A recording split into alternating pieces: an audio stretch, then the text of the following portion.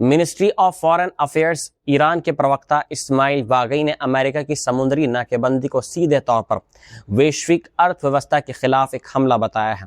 उन्होंने कहा है कि क्या एक वॉर ऑफ चॉइस को ग्लोबल इकोनॉमी से बदला लेकर जीता जा सकता है और ये कदम खुद अमेरिका के लिए भी नुकसानदेह साबित होगा। ये बयान ऐसे समय में आया है जब डोनाल्ड ट्रंप ने ईरान के सभी बंदरगाहों पर नौसैनिक घेराबंदी लागू कर दी है और ईरानी जहाज़ों को चेतावनी दे दी कि अगर वे नाकेबंदी के करीब आए तो उन्हें तुरंत ख़त्म कर दिया जाएगा। ट्रंप ने दावा ये किया है कि ईरान की नौसेना के 150 से ज़्यादा जहाज़ पहले ही तबाह किए जा चुके हैं और अब केवल कुछ फास्ट अटैक बोट्स ही बची हैं। दूसरी तरफ ब्रिटेन से जुड़े United kingdom maritime trade operations यानी UKMTO ने एडवाइजरी जारी करते हुए कहा है कि ये नाकेबंदी बिना किसी भेदभाव के सभी जहाज़ों पर लागू होगी जो ईरानी पोर्ट्स या ऑयल टर्मिनल से जुड़े हैं और इसमें पूरी ईरानी तटरेखा और ऊर्जा इंफ्रास्ट्रक्चर शामिल है।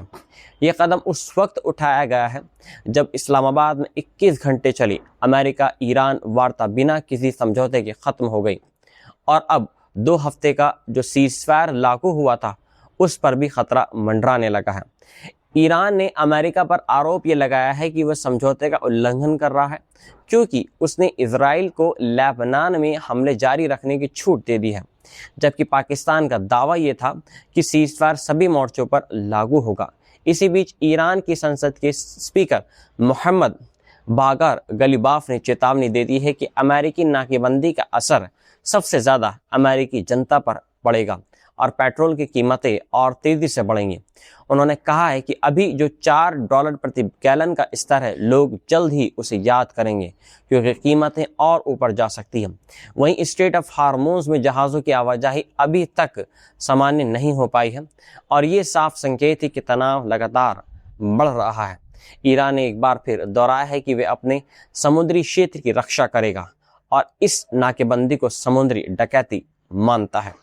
कुल मिलाकर हालात बेहद नाजुक हो चुके हैं, जहां एक तरफ कूटनीतिक बातचीत की कोशिशें जारी हैं लेकिन दूसरी तरफ सैन्य और आर्थिक टकराव तेजी से गहराता जा रहा है और अब पूरी दुनिया की नज़र इस बात पर टिकी हुई है कि क्या ये संकट वैश्विक ऊर्जा और अर्थव्यवस्था को बड़े झटके की तरफ ले जाएगा या फिर आखिरी वक्त पर कोई समाधान निकल पाएगा।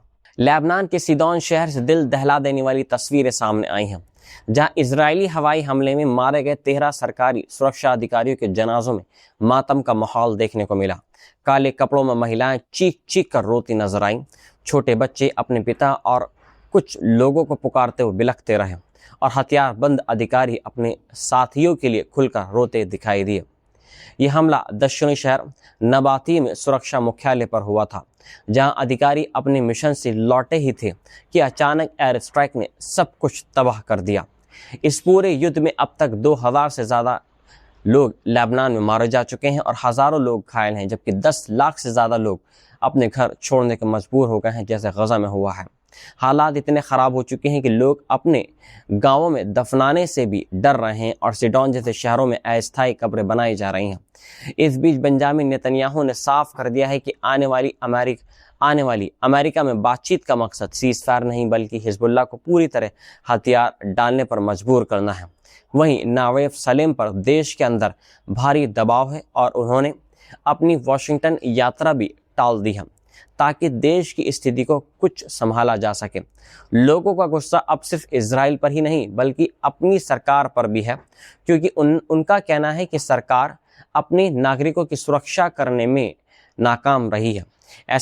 ऐसे माहौल में देश भर में विरोध प्रदर्शन तेज हो चुके हैं और कई जगह प्रधानमंत्री के खिलाफ प्रदर्शन भी हुए हैं। वहीं जानकारों का कहना है कि इस युद्ध ने हिजबुल्लाह के समर्थकों को और मजबूत कर दिया है, क्योंकि लोग अब उसे ही इजराइल के खिलाफ रक्षा की ताकत मान रहे हैं। दूसरी तरफ इजराइल ने दक्षिणी लेबनान में 8 से 10 किलोमीटर तक बफर जोन बनाने की बात कही है, जिससे साफ है कि वे पीछे हटने के मूड में नहीं हैं। कुल मिलाकर एक तरफ अमेरिका में बातचीत की तैयारी हो रही है, लेकिन दूसरी तरफ ज़मीन पर हालात और ज़्यादा खतरनाक होते जा रहे हैं। और अब सबसे बड़ा सवाल यही है कि क्या ये बातचीत इस खून खराबे को रोक पाएगी या फिर लेबनान एक और बड़े युद्ध की तरफ बढ़ रहा है जैसे अब बढ़ चुका है। यूक्रेन के राष्ट्रपति व्लादिमीर जेलेंस्की ने एक बड़ा खुलासा करते हुए कहा है कि यूक्रेनी सैन्य बलों ने मिडल ईस्ट के कई देशों में ईरान द्वारा बनाए गए शहीद ड्रोन को मार गिराने के अपने ऑपरेशन में हिस्सा लिया है। उन्होंने कहा है कि ये कोई ट्रेनिंग मिशन नहीं बल्कि असली युद्ध जैसी एक कार्रवाई थी जिसमें यूक्रेन ने अपने खुद के विकसित इंटरसेप्टर ड्रोन का इस्तेमाल किया। ये वही टेक्नोलॉजी है जिसे रूस के खिलाफ यूक्रेन में इस्तेमाल किया जा रहा है, क्योंकि शाहिद ड्रोन का इस्तेमाल रूस भी लगातार कर रहा है। जेलेंस्की ने बताया है कि करीब 228 यूक्रेनी एक्सपर्ट्स अलग अलग देशों में तैनात थे जो एयर डिफेंस सिस्टम को मजबूत करने में मदद कर रहे थे और इसके बदले यूक्रेन को तेल, डीजल, हथियार और आर्थिक सहयोग मिल रहा है जिससे उसकी ऊर्जा सुरक्षा मजबूत हो रही है।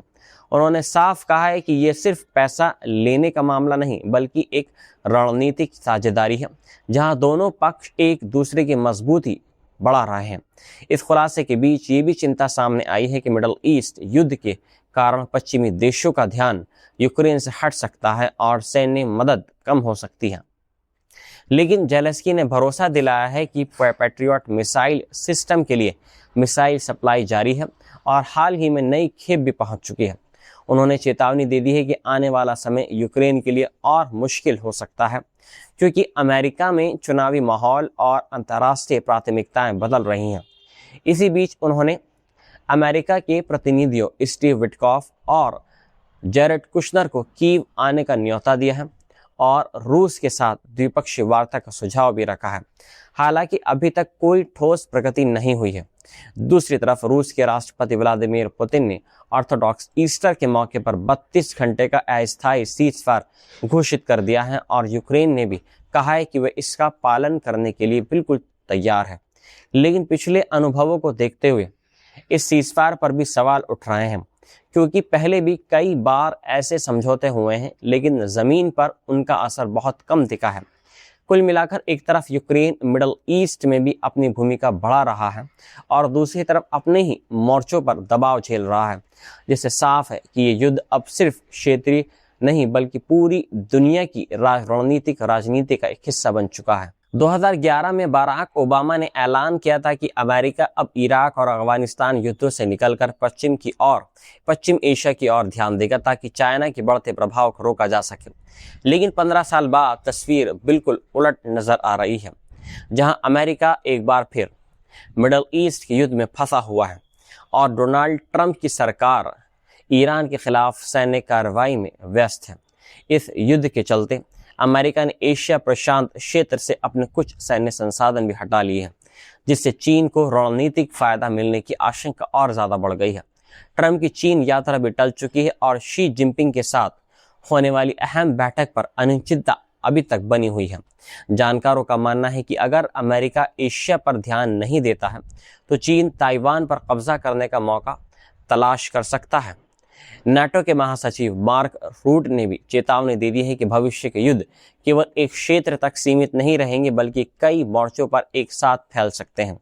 इस बीच एशियाई देशों जैसे जापान, दक्षिण कोरिया और ताइवान में चिंता बढ़ रही है क्योंकि अमेरिका ने वहां से मिसाइल डिफेंस सिस्टम और मरीन यूनिट्स को हटाकर मिडल ईस्ट में तैनात कर दिया है।